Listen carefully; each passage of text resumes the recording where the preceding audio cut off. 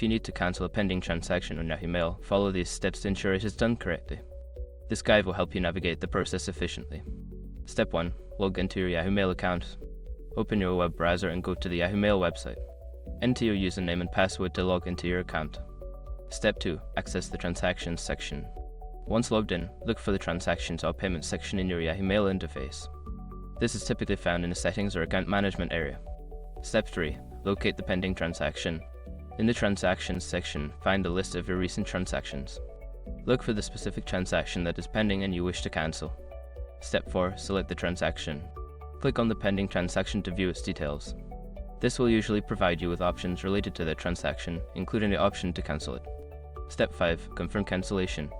Choose the option to cancel the transaction. You may be prompted to confirm your decision. Follow any additional instructions to finalize the cancellation. After completing these steps, your pending transaction should be successfully cancelled. Always check your email for confirmation of the cancellation to ensure that it has been processed.